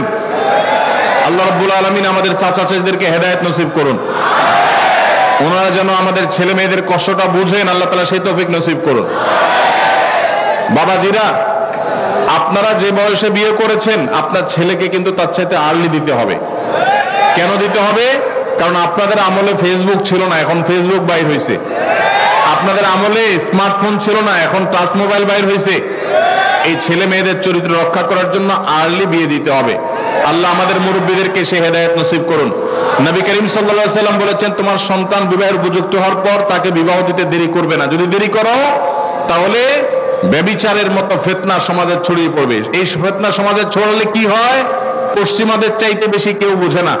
পশ্চিমারা বিবাহ বহির্ভূত সম্পর্ককে অ্যাপ্রিসিয়েট করেছে, এখন তাদের মানুষ জন্মের হার কমতে কমতে এমন ভয়ঙ্কর লেভেলে চলে গেছে, তাদের দেশ স্বাভাবিকভাবে চাওয়ার মতো লোকও নাই। কারণ অবৈধ সম্পর্ক দিয়ে তাদের দিন যায়, বিয়ে শাদী করে না, বাচ্চা কাচ্চা হয় না, তাদের জেনারেশনের মধ্যে গ্যাপ তৈরি হয়ে যাচ্ছে। অতএব সমাজে নানাবিধ ফিতনা ছড়াবে। ডক্টর খন্দকার আব্দুল্লাহ জাহাঙ্গীর রহমাতুল্লাহ বলতেন, একটা সাইক্লোনে, একটা ঘূর্ণিঝড়ে একটা দেশের বেশিরভাগ মানুষ যদি মারা যায়, আবার ধীরে ধীরে বাকি যে মানুষগুলো বেঁচে আছে তারা সারভাইভ করে উঠে যাবে। কিন্তু ব্যভিচার যদি একবার ছড়িয়ে পড়ে পৃথিবীতে, ঘরে ঘরে যদি ব্যভিচার এটা শুরু হয়ে যায়, বিবাহকে যদি নিরুৎসাহিত করা হয়, তাহলে সেক্ষেত্রে মানুষের জন্ম এটা বন্ধ হয়ে যাবে এবং মানব সভ্যতা পৃথিবী থেকে হারিয়ে যাবে। এই জন্যই ব্যভিচারের শাস্তি ইসলামের সবচেয়ে কঠিন এবং সবচেয়ে নির্মম ভাবে এই শাস্তি, সবচেয়ে কঠোর শাস্তি দেওয়ার কথা বলা হয়েছে। এই জন্য ভাইরা আমার, মুরব্বীদের যারা আছেন তাদের বলছি, আপনার সন্তান যদি খারাপ পথে যায়, হারামের পথে যায়, আপনার অবহেলার কারণে আপনি তাকে বিবাহতে যদি দেরি করেন, তাহলে আল্লাহর কাছে সন্তানও দায়ী থাকবে, আপনিও দায়ী থাকবেন। আর সন্তানরা যারা চিল্লাচিল্লি করছেন, ঠিক ঠিক করে বলছেন, আপনারা এই সমস্ত ঠিক ঠিক না করে কাজ কাম শুরু করে দেন। নিজেরা বেকার বসে থাকবেন, আর এদিকে বাপ মারা বিয়ে দেওয়ার জন্য আমার চিরকুট ধরা দিবেন। এটা তো কোনো সমাধান হতে পারে না। সবাই কাজ করবেন বেশি করে ইনশাআল্লাহ, আবার দোয়াও করবেন। ছাত্র অবস্থা বিয়ে করা যাবে কিনা, সমস্যা কি? ছাত্র অবস্থায় আপনি টিউশনি করে বিভিন্ন ভাবে উপার্জন করতে পারবেন কি পারবেন না? তো যদি উপার্জন করতে পারেন তাহলে বিয়েও করতে পারবেন ইনশাআল্লাহ। আল্লাহ তাআলা আমাদের মুরব্বীদের মনের মধ্যে সুমতি দান করুন। আর যারা আপনারা আছেন আমাদের যুবক ভাইরা, আপনাদেরকে বলবো, যতদিন বিয়ে করার সামর্থ্য আল্লাহ দিচ্ছেন না, ততদিন পর্যন্ত নিজেকে সংযত রাখতে হবে, হারাম সম্পর্কে জড়ানো যাবে। যতদিন পর্যন্ত আর্থিক সংগতি হয় না, ততদিন পর্যন্ত সবর করতে হবে। নবী সাল্লাল্লাহু আলাইহি ওয়াসাল্লাম বলেছেন, ইয়া মা'আশারাশ শাবাব মান ইসতাতাআ মিনকুমুল বাআতা ফালইয়াতাযাওয়াজ ওয়া মান লাম ইসতাতি ফাআলাইহি বিস-সাওম। হে যুবকরা, তোমাদের যাদের বিবাহ করার সামর্থ্য আছে, আর্থিক সংগতি আছে, তারা বিবাহ করো। যাদের আর্থিক সংগতি নাই তারা যেন রোজা রাখে, নিজেকে সংবরণ করে, সবর করে। অতএব যুবক ভাইরা, চরিত্রকে হেফাজত করতে হবে। চরিত্র হেফাজত করতে পারলে এটা আপনাদের জন্য অনেক বড় অ্যাচিভমেন্ট, এটা অনেক বড় ইবাদত, এটা আল্লাহর কাছে আপনাদের তাকওয়া প্রমাণের অনেক বড় সুযোগ। আল্লাহ তাআলা আমাদের যুবক ভাইদের চরিত্রগুলোকে হেফাজত করার তৌফিক নসিব করুন। মনে রাখবেন, যদি যৌবনকে হারাম সম্পর্ক দিয়ে আপনি কালিমা যুক্ত করেন, এটাকে রিকভার করা এত সহজ নয়। যাদের হারাম সম্পর্ক আছে এখনই তওবা করুন, নতুন জীবন গড়ুন এবং নিজেকে সবর করুন, হারাম থেকে দূরে সরায় রাখেন। আল্লাহ কেন বলেছেন ওয়ালা তাকরাবুজ জিনা, জিনার কাছেও যেও না? কারণ আগে থেকে আপনি দূরে থাকলে তখন বাঁচতে পারবেন। এই সম্পর্ক, হারাম সম্পর্ক থেকে দূরে সরে আসতে হবে। আল্লাহ আমাদের সবাইকে তৌফিক দান করুন। বাবা মায়ের কোনো অবাধ্য সন্তান যদি পারিবারিক সম্পদের অংশের ভাগ না দেওয়া হয়, তাহলে বাবা মায়ের কোনো গুনাহ হবে কিনা? বাবা মার মৃত্যুর পর তাদের সম্পদের অংশ ভাইরা বোনেরা নিজেরা ঠিকঠাক করে বন্টন না করে, কাউকে যদি ঠকায়, বাবা মার যদি কোনো ত্রুটি না থাকে, তারা যদি কোনো ভুল ওসিয়ত করে না যায়, সন্তানদেরকে কুশিক্ষা দিয়ে না যায়, তাহলে তাদের কোনো দায় নাই। তবে সন্তানরা এরকম উল্টাপাল্টা করবে এরকম যদি আশঙ্কা করে, তাহলে জীবদ্দশায় বাবা মার উচিত ওসিয়ত করা যে বাবা আমার মৃত্যুর পর তোমরা ভাইরা বোনেরা কিন্তু শরিয়ার নির্দেশনা অনুযায়ী, কোরআন নির্দেশনা অনুযায়ী বন্টন করবা, খবরদার এটা হেরফের করবা না, ওসিয়ত করে যাবে। ওসিয়ত করার পরও যদি সন্তানরা উল্টাপাল্টা করে, বাপমার আর কোনো দায় থাকবে না। আমরা যারা এখানে আসছি, অনেকে ওয়াজ শুনেন, মাহফিলে আসেন, অনেকে মাশাআল্লাহ ভালো ভালো কাজ করেন, নামাজ কালামও পড়েন, কিন্তু বাবার সম্পদে, মায়ের সম্পদে ভাইয়ের এবং বোনের যে হক আছে সেটা পাই পাই করে হিসাব করে বুঝে দেন না। সবাই বুঝে দিবেন তো ইনশাআল্লাহ? এরপরে প্রশ্ন হলো, আল্লাহ যে আছে এর দলিল কি? কোরআন হাদিস থেকে দলিল মানবো না, কারণ এগুলো তারই কথা। এটা আমাদের যে ভাই প্রশ্ন দিয়েছেন, তিনি যদি আমাদের কোনো নাস্তিক ভাই হন বা অন্য ধর্মাবলম্বী ভাই হন বা যেই হন না কেন, তাকে আমি বলতে চাই, আল্লাহ যে আছেন এটা প্রমাণ হলো আপনি নিজে। আপনি আপনার লাইফটা কোত্থেকে পাইছেন? নেট থেকে ডাউনলোড করে নিছেন? কি বলেন? আপনি নিজেকে কোত্থেকে পাইছেন? আপনার আব্বা আম্মা আপনাকে নেট থেকে ডাউনলোড করে নিয়ে আসছে? ভাইরা আমার, আমাদের অস্তিত্বই আল্লাহর অস্তিত্বের সাক্ষী। আল্লাহ রাব্বুল আলামিন বলেছেন, ওয়াফি আনফুসিকুম আফালা তুবসিরুন, তোমাদের অস্তিত্বের মধ্যেই আল্লাহর অস্তিত্বের নিদর্শন আছে, তোমরা কি দেখো না? ভাইরা আমার, আল্লাহর এই বিশাল সৃষ্টি জগৎ, এই মহা সৃষ্টি, এত বিশাল সৃষ্টি জগৎ দেখার পরও যদি কেউ স্রষ্টাকে বিশ্বাস করতে কষ্ট হয়, তাহলে তার মতো হতভাগা আর কে হতে পারে? ভাইরা আমার, এই সৃষ্টি জগৎই স্রষ্টার অস্তিত্বের সাক্ষী। আল্লাহ রাব্বুল আলামিন আল্লাহর এই সৃষ্টি জগৎ দেখে, তার সুনিপুণের সৃষ্টি দেখে আল্লাহর অস্তিত্ব এটা খুঁজে পাওয়ার হেদায়েত, তৌফিক আল্লাহ তাআলা আমাদেরকে দান করুন। ভাইরা আমার, আমরা যদি আমাদের অস্তিত্বের দিকে তাকাই, আল্লাহ সৃষ্টির দিকে তাকাই, সূরা মুলকের শুরুর আয়াতগুলো যদি অনুবাদ সহকারে আপনি পড়েন, কোরআন জুড়ে আল্লাহ রাব্বুল আলামিন যে বলেছেন আল্লাহ রাব্বুল আলামিনের সৃষ্টি শৈলী নিয়ে, সেগুলো যদি আপনি অধ্যয়ন করেন, পড়েন, তাহলে দিনের আলো মতো পরিষ্কার হবে যে আল্লাহ রাব্বুল আলামিনের অস্তিত্ব এটা ওয়াজিবুল উজুদ, এটার অস্তিত্বহীনতা কখনো কল্পনা করা যায় না। এটা নিয়ে দীর্ঘ আলোচনা করার সুযোগ নেই, শুধু এটুকুই বললাম যে আপনার আমার সৃষ্টি এটাই আমাদের স্রষ্টার কথা স্মরণ করিয়ে দেয়। কারণ স্রষ্টা ছাড়া কখনো সৃষ্টি হতে পারে? ছোট বড় এমন কিছু পৃথিবীতে নাই যেটা কেউ তৈরি করা ছাড়া। সেই মাইকটা কেউ তৈরি করেছেন, এই পানি বোতলটা কেউ তৈরি করেছেন, এই কাগজটা কেউ তৈরি করেছেন। প্রত্যেকটা জিনিসের যেরকম কেউ না কেউ তৈরি করেছে, ক্রিয়েটর আছেন, সেখানে এই মহা সৃষ্টির এত কিছুর আমি আপনি সহ আমাদের এবং এই আল্লাহর এই সৃষ্টি জগতের যে বিশাল আয়োজন, এগুলোর কোনো ক্রিয়েটর নাই। এর চেয়ে হাস্যকর কথা আর কি। আল্লাহ তাআলা আমাদেরকে হেদায়েত নসিব করুন। হেদায়েত যদি আল্লাহ তাআলা কাউকে দান না করেন, তাহলে সেক্ষেত্রে সে অনেক নলেজ অর্জন করার পরও সঠিক পথে হয়তো আসবে না। এই জন্য আল্লাহর কাছে হেদায়েত চাইতে আমাদেরকে শিক্ষা দেওয়া হয়েছে। ইহদিনাস সিরাতাল মুস্তাকিম আমরা সে দোয়া আল্লাহ তাআলার কাছে করবো ইনশাআল্লাহ। আমরা জানি সমস্ত কাজ নিয়তের উপর নির্ভরশীল, কিন্তু একজন মানুষ তার পীরের পায়ে সেজদা দিয়ে বলছে আমার মনে নিয়ত আছে আল্লাহকে সেজদা দিচ্ছি, এটা জায়েজ আছে কিনা? ভাইরা আমার, আমাদের এই কপাল শুধুমাত্র আমরা নিবেদন করব আল্লাহকে। কাকে? আল্লাহকে। আল্লাহ ছাড়া মানুষের এই কপাল আর কারোর সামনে সেজদায় অবনত হবে। আল্লাহ সুবহানাহু ওয়া তাআলা কোরআনে কারীমে সূরা ফাতিহাতে আমাদেরকে শিক্ষা দিয়েছেন, ইয়্যাকা না'বুদু, আল্লাহ আপনারই ইবাদত করি। আমরা ইবাদত করি শুধু কার? ইয়্যাকার মানে হলো শুধুই আপনার ইবাদত করি, আর কারণ না। অতএব ইবাদত শুধু আল্লাহর হতে হবে। কেউ যদি পীরকে সেজদা করে নিয়ত করে যে নিয়ত আল্লাহর দিচ্ছি পীরের দিকে ফিরায়া, তাহলে সেও মুশরিকদের মধ্যে গণ্য হবে। এই নিয়তের কারণে সে শিরক থেকে বের হবে না, কারণ সে মূলত তার পীরকেই সেজদা নিবেদন করছে। এখানে তার নিয়ত ধর্তব্য হবে না, সে মূলত শিরকে আকবরে লিপ্ত হয়েছে। আল্লাহ ছাড়া আর কাউকে সেজদা করা যদি জায়েজ হতো, তাহলে মুহাম্মদ সাল্লাল্লাহু আলাইহি সাল্লামকে সাহাবায়ে কেরাম সবার আগে সেজদা করতেন। মুহাম্মদ সাল্লাল্লাহু আলাইহি সাল্লামকে সাহাবায়ে কেরাম কি কখনো সেজদা করেছেন? কখনো করেন নাই। আপনি বলবেন আদম আলাইহিস সালামকে ফেরেশতারা সেজদা করেছে, যে আদম আলাইহিস সালাতু ওয়াস সালামের সময়কার যে শরিয়া ছিল, সেই শরিয়াতে শুধুমাত্র এই তাহিয়ার সেজদা এটা তার জন্য খাস ছিল। এটা একটা। পরবর্তীতে আমাদের নবী সাল্লাল্লাহু আলাইহি সাল্লামের শরীয়তে এটা জায়েজ নাই। জায়েজ হলে মুহাম্মদ সাল্লাল্লাহু আলাইহি সাল্লামকে সাহাবারা সেজদা করতেন। আরো আদম আলাইহিস সালামের সেই সেজদা নিয়ে আরো নানাবিধ ব্যাখ্যা আছে, মুফাসসিরদের নানা বিষয় উক্তি আছে, বক্তব্য আছে। মুহাম্মদ সাল্লাল্লাহু আলাইহি সাল্লামকে যদি সাহাবায়ে কেরাম সেজদা করার কোন জাল হাদিসে না পাওয়া যায়, তাহলে আপনার পীরকে সেজদা পাওয়ার জন্য সাহাবায়ে কেরাম মুহাম্মদ সাল্লাল্লাহু আলাইহি সাল্লামকে সেজদা করে আল্লাহকে নিয়ত করতে পারতেন, সেটা তো তারা করেন না। তাহলে আপনাকে এটা কে শিখিয়েছে? শয়তান শিখিয়েছে। কে শিখিয়েছে? আল্লাহ তাআলা আমাদের ভাইদেরকে হেদায়েত নসিব করুন। যারা শিরকে লিপ্ত আছে, আল্লাহ তাআলা তাদেরকে তাওহীদে আসার তৌফিক নসিব করুন। এরপরে প্রশ্ন হলো, আমি ফোন কলের মাধ্যমে কয়েকজন সাক্ষী রেখে বিয়ে করে ফেলেছি, এখন এটা কি আমার আসলে বিয়ে হয়ে যাবে? এ ব্যাপারে ইসলাম কি বলে একটু বিস্তারিত জানাবেন। ভাইরা আমার, ইসলামী শরিয়াটা তামাশার বিষয় না।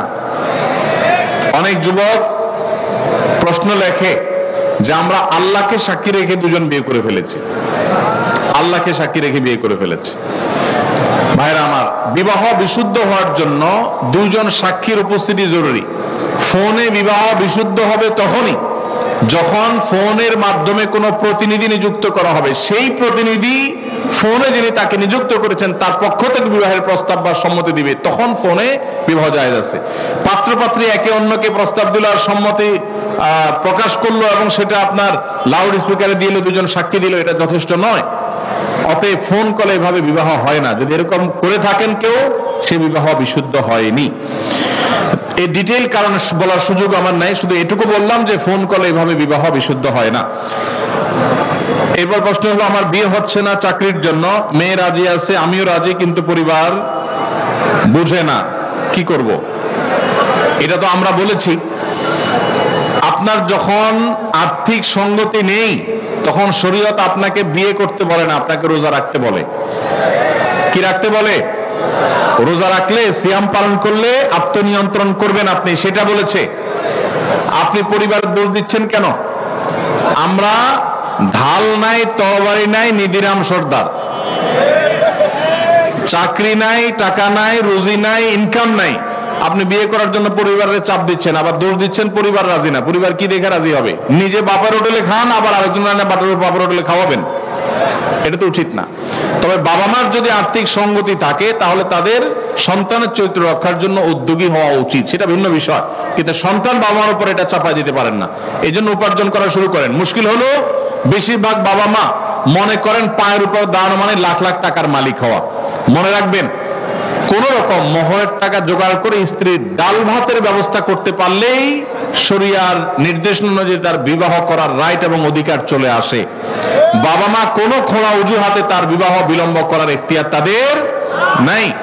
আল্লাহ তাআলা আমাদের মুরব্বীদেরকে আবারও দোয়া করে হেদায়েত নসিব করুন। আমি বলছিলাম যে আমি অমুক সরকার পদত্যাগ করলে 10টা রোজা রাখবো, কিন্তু কেউ কেউ বলে যে রোজা রাখা যাবে না। আমি এখন কি করব, আপনার মতামত চাই।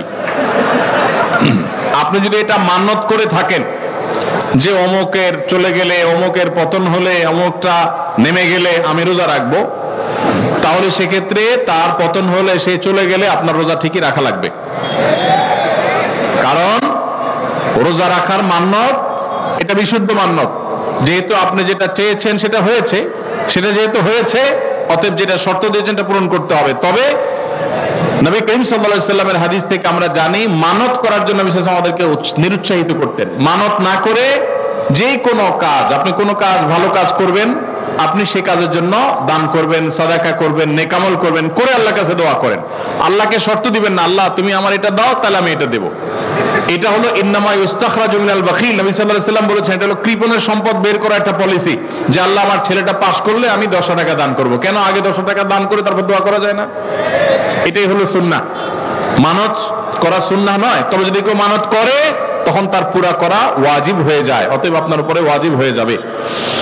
বিগত 1 বছর ধরে আমার সাথে একটা মেয়ে হারাম সম্পর্কে ছিল, হারাম সম্পর্কটা আমি হালাল করার জন্য আমার ফ্যামিলিকে রাজি। সব কি এই টাইপের প্রশ্ন নাকি? বর্তমান সমাজের পরিস্থিতিতে কি সংগঠন করতেই হবে? সংগঠন না করলে কি জান্নাত পাওয়া যাবে না?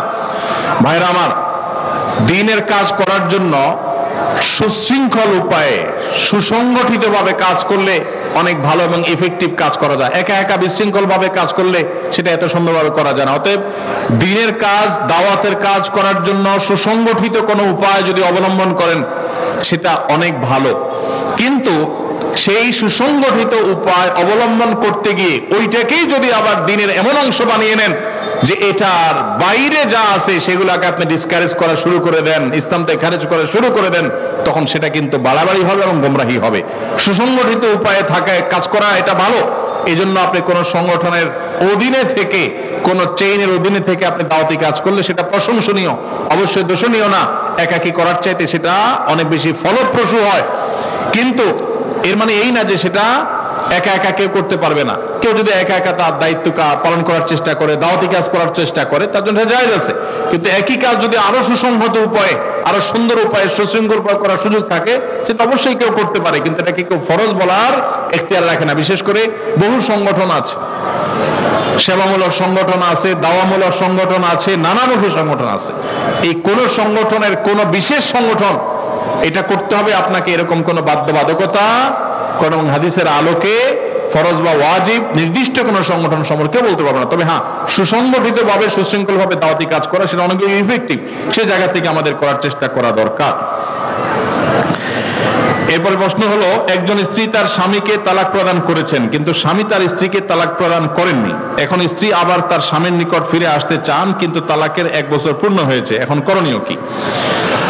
প্রথম কথা হলো, তালাকের কোনো উত্তর এইভাবে আমরা কোন সংক্ষিপ্ত প্রশ্নোত্তরের সেশনে বা কোন মিডিয়াতে, টেলিভিশনে আমরা দেই না। কারণ তালাকের প্রশ্নের উত্তর নিতে হলে ডিটেইল সব লিখে তারপরে তার উত্তর নিতে হয়। এখানে একটু হেরফের হয়ে গেলে বেশকম হয়ে যায়। এই আব্দুল্লাহ জাহাঙ্গীর প্রতিষ্ঠিত আসুন্নাহ ট্রাস্টের এখানে আলহামদুলিল্লাহ দাওয়া বিভাগ রয়েছে, গবেষণা বিভাগ রয়েছে, এখানে ওলামা একরাম মুফতি সাহেবরা আছেন, বড় বড় দেশ সেরা ওলামা একরাম আছেন। সেই সমস্ত ওলামা একরামের কাছে আপনাদের যাদের তালাকের প্রশ্ন আছে বিস্তারিত লিখে প্রশ্ন জমা দিবেন, তারপর উত্তর নেবেন। আমি এই প্রশ্নের উত্তরটা স্কিপ করলাম, এটা ফতোয়া বিভাগে উপস্থিত হয়ে তারপর উত্তর দিবেন। কারণ এক পক্ষের কথা শুনে বা আংশিক কথা শুনে তালাকের উত্তর দেওয়া যায় না। এখানে একটা সম্পর্ক থাকা না থাকার ব্যাপার, ডিটেইল শুনতে হবে। সবচেয়ে ভালো হয় লিখিতভাবে প্রশ্ন করবেন, তার উত্তর ফতোয়া বিভাগ থেকে নিবেন, ডিটেইল লিখবেন, এরকম সংক্ষেপে 2 লাইন 3 লাইন না। কি বলেছে কি না বলেছে, কিভাবে দেওয়া হয়েছে, স্ত্রী যদি তালাক প্রদান করে থাকে তাহলে তালাক তাফউইজের জন্য কি শব্দ তিনি ব্যবহার করেছেন, একটু এদিক সেদিক হয়ে গেলে অনেক কিছু হয়ে যাবে। এজন্য এটা ডিটেইল জানতে হবে। আমি সোহাগ বিন ইসলাম একটু আগে একটা সুদী ব্যাংকে চাকরি করতাম, কিন্তু আপনার লেকচার শুনে তাকওয়া বৃদ্ধি পায় এবং সেই চাকরি ছেড়ে দেই। আমার বাবা মা সবাই এমনকি স্ত্রীও চাকরি ছাড়তে নিষেধ করেন। আমি তাদের বুঝাই যে আল্লাহ রিজিকের ব্যবস্থা করে দিবেন। এখন আমি একটা মসজিদে খুতবা দেই আলহামদুলিল্লাহ। এখন আমার প্রশ্ন হলো, আমি যে টাকাটা পেয়েছি চাকরি ছাড়ার পর সেটা বিধান কি? যে ভাই প্রশ্ন লিখেছেন তাকে আমি স্যালুট জানাই, সাধুবাদ জানাই এবং তাকে আমি মুবারকবাদ জানাই। আল্লাহ তাআলা আমার এই ভাইয়ের তার যে হারাম ছেড়েছেন, তার যে স্যাক্রিফাইস করেছেন, এটা তার পরিবারকে মেনে নেওয়ার সবর করার তৌফিক আল্লাহ তাআলা দান করুন। এবং যেটা তিনি ছেড়েছেন আল্লাহ তাআলা তার উত্তম বিকল্প আল্লাহ তাআলা তাকে ব্যবস্থা করে দেন। আর সেই সাথে এটা বলবো যে আপনি যখন হারাম উপার্জন করেছেন তখন আপনার ভিতরে চেতনা ছিল না, বোধ ছিল না। তখন আপনি সেই উপার্জন যেটা করেছেন, সেই উপার্জিত টাকা যেগুলো ভোগ করে ফেলেছেন, আপনার বোধ হওয়ার আগে, তওবার আগে, সেন্স তৈরি হওয়ার আগে, সেগুলো আল্লাহ তাআলা আপনাকে মাফ করবেন ইনশাআল্লাহ। কারণ আল্লাহ সুবহানাহু ওয়া তাআলা বলেছেন, ফামান জাআহু মাউইযাতুম মির রাব্বিহি ফান্তাহা ফালাহু মা সালাফ।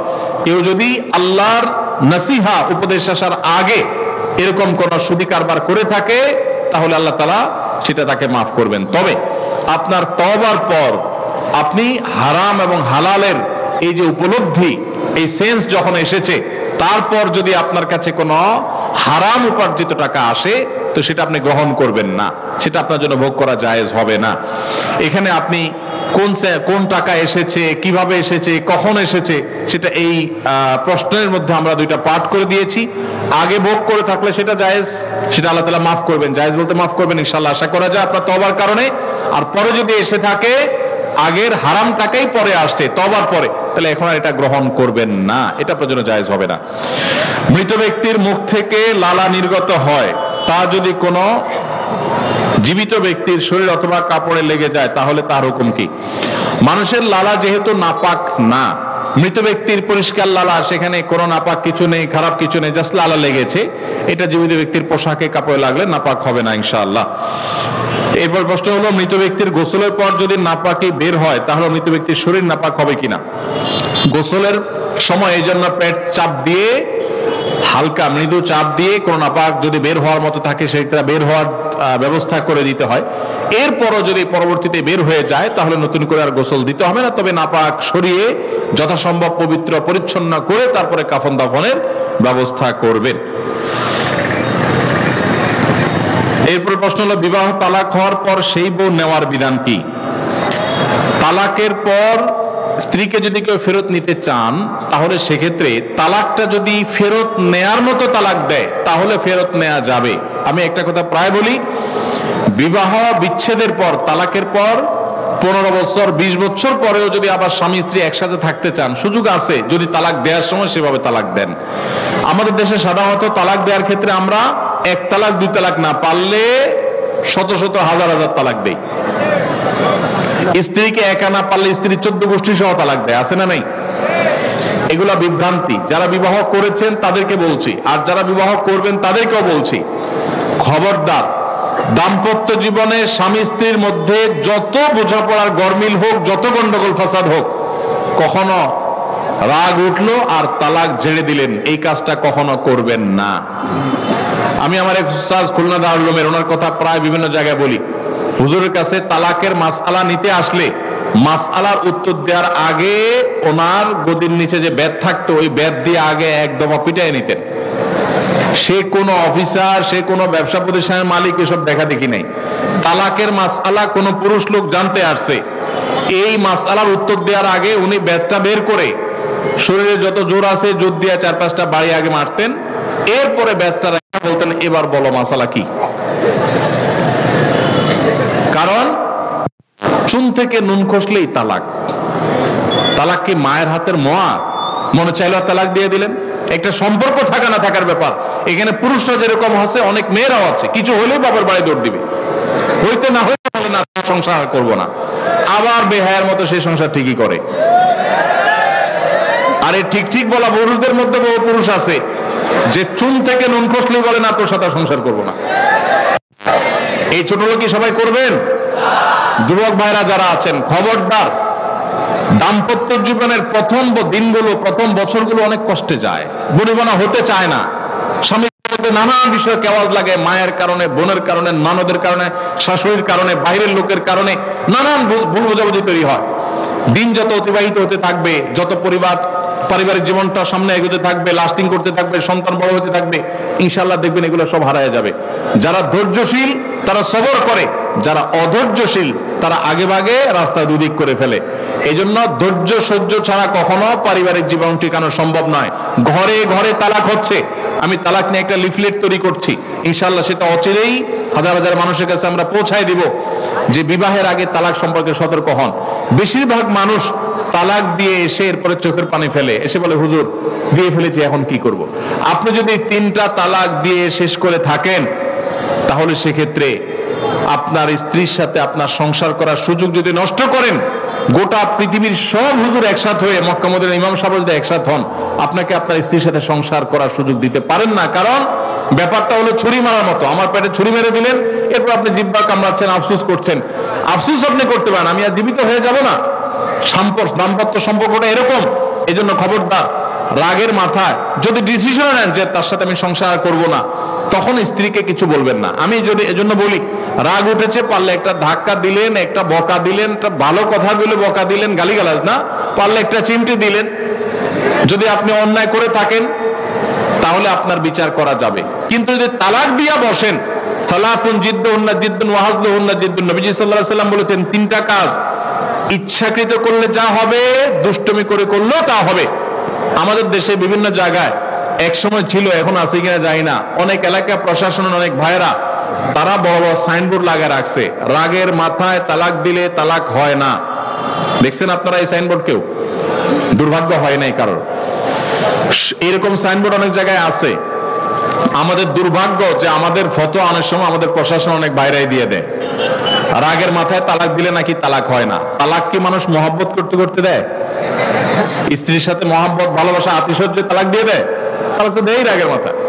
তবে শরীয়ত বলে রাগের মাথায় আপনি ব্যালেন্স হারিয়ে তালাক দিয়ে পরে আফসোস যেন করতে না হয়, এই জন্য আপনাকে সবর করতে হবে। তালাক দেওয়ার ডিসিশন নিয়েছেন, স্ত্রীর একটা মাসিক পার হওয়ার পর্যন্ত অপেক্ষা করতে হবে। আসলেও মুখ দিয়ে তালাক বলে দেন জি না। তালাক দেওয়ার নিয়ম শুনেন, যেভাবে তালাক দিলে আবারও ফেরত নিতে পারবেন কখনো চাইলে, সেটা সুযোগ কখন হবে। আপনি সিদ্ধান্ত নিচ্ছেন না আর একসাথে আমরা থাকবো না, ওকে ফাইন, পরামর্শ করছেন বন্ধু বান্ধব, বিচক্ষণ মুরব্বী, আলেম ওলামা, লয়ার সবার সাথে, তাহলে এবার আপনাকে অপেক্ষা করতে হবে। সিদ্ধান্ত নিলেন আজকে আর কালকে তালাক দিবেন, জি না, অপেক্ষা করতে হবে একটা মাসিকের। মাসিক পার হবে, এরপরে পবিত্রতা আসবে। সেই পবিত্রতার পিরিয়ডে শারীরিক কোনো সম্পর্ক হওয়ার আগে আপনাকে তালাক দিতে হবে। এটা হলো তালাকুস সুন্নাহ। এভাবে শরীয়ত তালাক দেওয়ার নির্দেশ, যদি দিতে হয় এভাবে দিতে হবে। কেন শরীয়ত এতগুলো স্টেপ অবলম্বন করছে জানেন?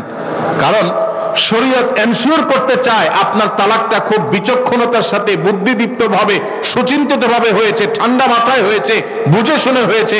আপনি এটা অ্যাবনরমাল হয়ে মেজাজ হারিয়ে আপনি মাথা গরম করে দিয়ে ফেলেননি। এটা নিশ্চিত করবার জন্য এতগুলো সময়, এতগুলো স্টেপ নিয়েছে যে একটা মাসিকের পিরিয়ড পার হওয়ার পরও স্বামী স্ত্রী একে অন্যের প্রতি যথেষ্ট আকৃষ্ট হওয়ার কারণ থাকা সত্ত্বেও সেই শারীরিক সম্পর্ক করার আগে আপনি তালাক দিচ্ছেন, মানে হলো যথেষ্ট যৌক্তিকতা আছে এবং আপনি খুব কনভিন্স হয়ে বুঝে শুনে তালাক দিচ্ছেন। এটা এনশিওর করার জন্য শরীয়ত এতগুলো বাদ দিয়েছে। এই বাদ পার হওয়ার পর আপনাকে তালাক দিতে হবে।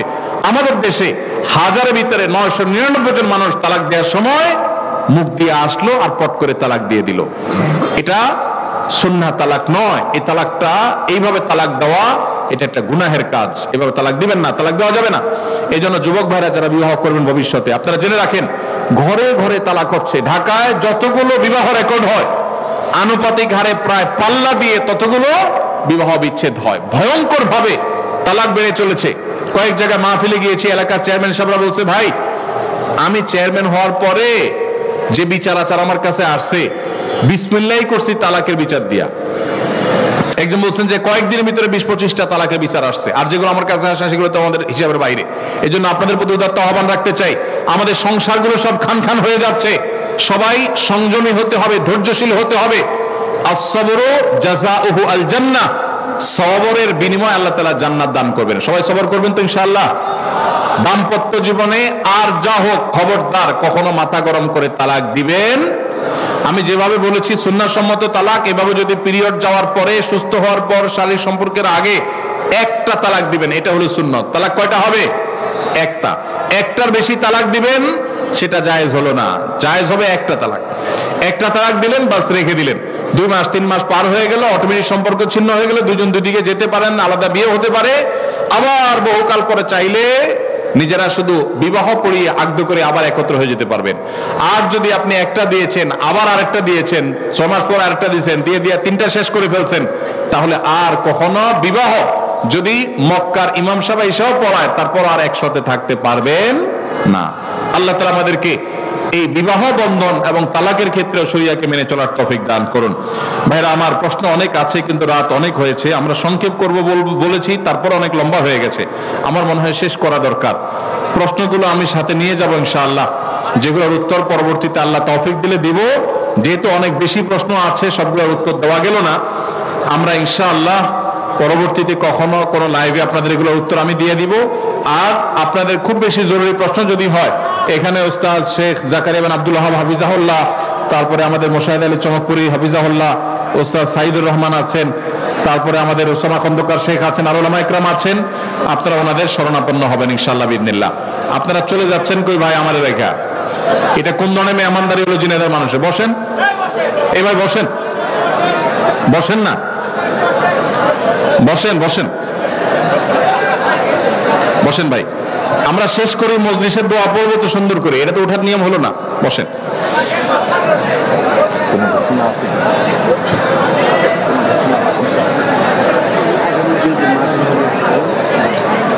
কালকে কে আসবেন?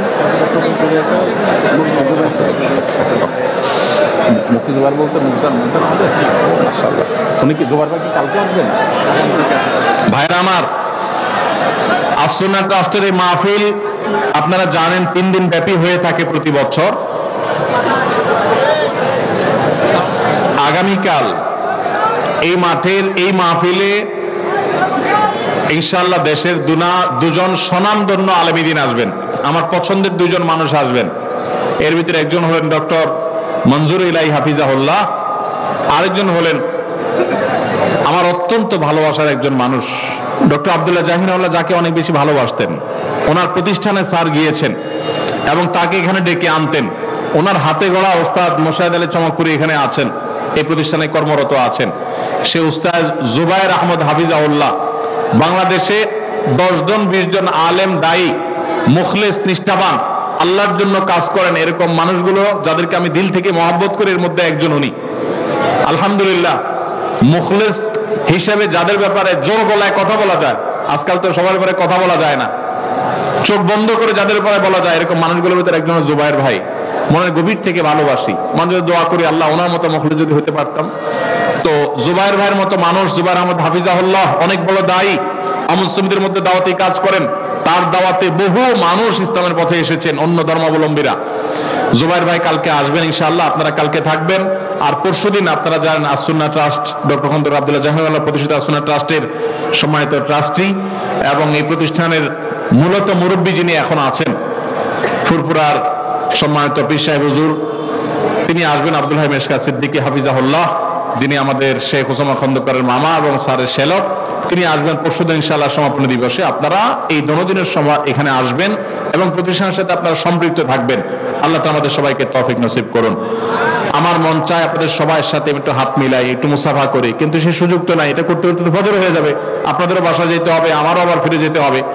তো আমি শুধু একটা দোয়া করে শেষ করি, আল্লাহ আমাদের স্যার রাহিমাহুল্লাহর এই কাননে আজকে আমরা সমবেত হয়েছি। যে স্যার আমাদেরকে যা শিখিয়ে গেছেন সেগুলো এখন আমরা চেষ্টা করছি চর্চা করার, আমল করার, বলার। আমরা এখানে যেভাবে আজ সমবেত হয়েছি, আমাদের পর্দা আলে বহু মা বোনরা আছেন, মা বোনদের উদ্দেশ্যে কিছু কথা বলার ইচ্ছা ছিল, কিন্তু সে সুযোগ সময় আমার হয় নাই। শুধু এইটুকু বলবো, নবী করিম সাল্লাল্লাহু আলাইহি ওয়াসাল্লাম সেই হাদিসকে আপনারা মাথায় রাখেন, ইদা সাল্লাতিল মারআতু খামসাহা, মহিলারা যদি 5 ওয়াক্ত নামাজ পড়ে, ওয়া সামাত শাহরাহা, রমজানের রোজাটা ঠিকমতো রাখে, ওয়া আতাআত যাওজাহা, স্বামীর আনুগত্য যদি করে, ওয়া হাফিজাত ফারজাহা, নিজের সম্ভ্রমকে যদি হেফাজত করে, তাহলে জান্নাতের আল্লাহ রাব্বুল আলামিন 8টা দরজা যে কোনোটাতে তাদেরকে ঢোকার সুযোগ করে দিবেন, তারা জান্নাতে প্রবেশ করতে পারবেন। তো ভাইরা আমার, আমাদের বোনদেরকে আমি বলতে চাই, তারা যেন এই শেষের দুটি আমল, অনেক বোন এখানে যারা আসছেন আপনারা হয়তো 5 ওয়াক্ত নামাজে পড়েন মাশাআল্লাহ, স্বামীর আনুগত্য করা, এটাকে আমি বলি তিতা করল্লার মতো আমল।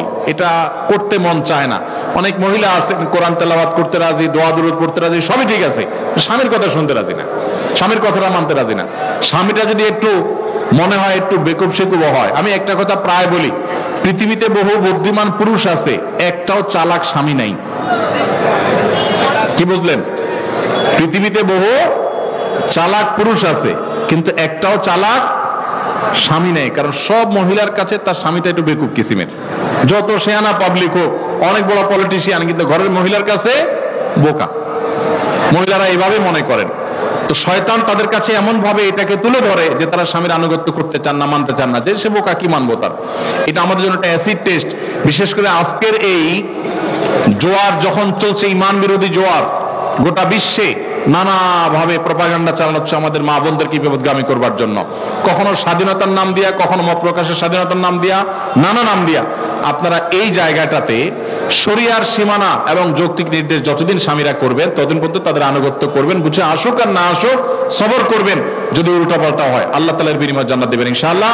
সেই সাথে চেষ্টা করবেন নিজের সম্ভ্রমকে হেফাজত করার, মেয়েদেরকে, ছেলেদেরকে চরিত্রহীন যেন না হয় সেই পথ থেকে তাদেরকে বাঁচিয়ে রাখার চেষ্টা করবেন। মা বোনদের প্রতি নাসিহা থাকলো।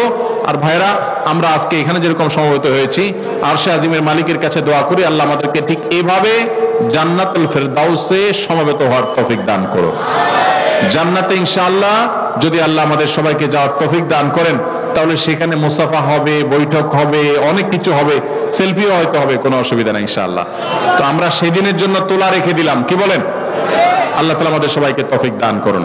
তো আমি আশা করবো আপনারা এখন আর ভিড় করবেন না, জান্নাতে আল্লাহ তাআলা আমাদেরকে দেখা করাবেন, আর বেঁচে থাকলে আবারও দেখা হবে। আবারও আমি আসুন্নাহ ট্রাস্ট, ডক্টর খন্দকার আব্দুল্লাহ জাহানুল্লাহ প্রতিষ্ঠিত আসুন্নাহ ট্রাস্টের সম্মানিত চেয়ারম্যান, স্যারের একমাত্র সাহেবজাদা শেখ ওসমান খন্দকার, তিনি জানেন আপনারা দেশে চলে আসছেন, বিদেশ ছেড়ে, পড়ালেখা ছেড়ে, পড়ালেখা শেষ করে তিনি চলে আসছেন দেশে। আলহামদুলিল্লাহ আসুন্নাহ ট্রাস্টের হাল ধরেছেন। এই প্রতিষ্ঠানের সাথে আপনারা থাকবেন, এই এলাকার যারা আছেন প্রতিষ্ঠানের সাথে ইনভলভ হবেন। এবং মাজলিস সুন্নাহ কখন হয়? ইংরেজি প্রতি ইংরেজি মাসের প্রথম শুক্রবার সন্ধ্যায় বাদ মাগরিব এখানে মাজলিসুস সুন্নাহ হয়। এটা স্যার থাকতে স্যার করতেন, এখন আলহামদুলিল্লাহ শেখ ওসামা খন্দকার করেন। আপনারা যারা ঝিনাইদহের মানুষ আছেন, দূর দূরান্ত থেকে এখানে আসবেন। সারা বাংলাদেশে সুন্নাহর বীজ বপন করার জন্য মার্কাজ ছিল এইটা, এটা এখনো আছে। আল্লাহ এটাকে কিয়ামত পর্যন্ত রাখুক। তো আপনারা যদি আসেন, সমবেত হন, তাহলে এটা আরো বেশি বেগবান হবে, আরো বেশি কার্যকর হবে। আমরা মনে প্রাণে দোয়া করি আল্লাহ তাআলা আমাদের এই বসাকে, শোনাকে, আমাদের এই বলাকে আল্লাহ তাআলা কবুল এবং মঞ্জুর করুন। আমরা যা শুনলাম আল্লাহ তাআলা আমাদেরকে আমল করার তৌফিক দান করুন।